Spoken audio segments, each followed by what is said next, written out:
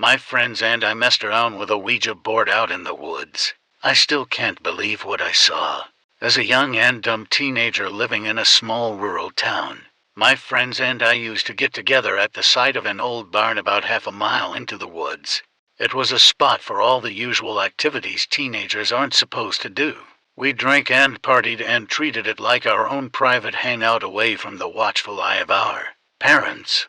If they asked where we were, we could simply tell them we had gone to see a movie. Anyways, one night one of my friends, Hannah, had brought a Ouija board to the party. She said she had found it among some stuff in the attic that belonged to her mom. It seemed like a great party game to add to our night of fun. On this night out there were 4 of us who managed to sneak away to the barn. It was myself, Hannah, Jessica, and Shanna. After a few drinks, everybody sat around the board in a circle. It seemed completely harmless. We asked stupid questions about who liked what boy, who was going to marry rich, even when we were going to die, etc. It was obvious that at any given moment someone in the group was moving the blanket, pointer piece. We had been messing around with the board for half an hour when Hannah mentioned how rude it was that we had asked the spirit so many questions without ever even asking its name. We agreed that it was selfish and decided to ask the quote-unquote spirit. The second that question was asked, the blanket moved with some serious force. For the first time all night, it didn't feel like one of us was moving it. It began to pick up even more speed as it went from letter to letter until it suddenly stopped. It had spelled out F-U-R, F-U-R. I was beginning to feel uneasy. Is your name for? I asked. The blanket moved to no. Hannah then blurted out, "Oh, so it's Furfur."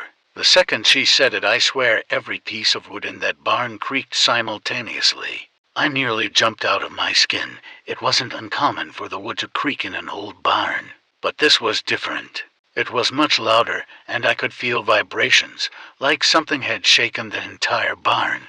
Shanna, being the most chicken of us all, immediately took her hand off the board and said we should stop.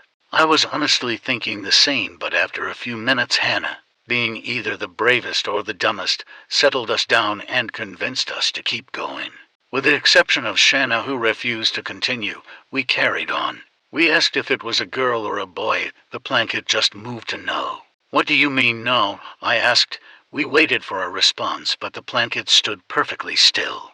Hannah was about to ask the next question when I heard a terrible hissing sound. It sounded like someone was holding a snake just a couple of inches from my right ear. I let out a slight scream and stumbled back a bit. Hannah, Jessica, and Shanna were all just staring at me blankly. When Jessica asked me what was wrong, I realized they must not have heard the hiss. I tried to explain, but they just thought I was making it up to try and scare them.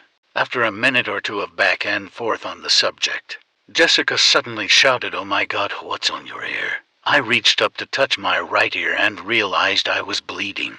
Hannah came over with her phone and took a picture with the flash on. When I saw it, I almost passed out from fear.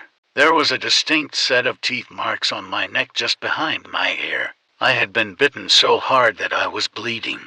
The teeth marks were clearly human. At that point I was doing my best to hold it together, but I was very desperate to get out of there. I told the rest of the girls we were leaving. Hannah protested, saying we needed to stay and say goodbye, but I wasn't having it.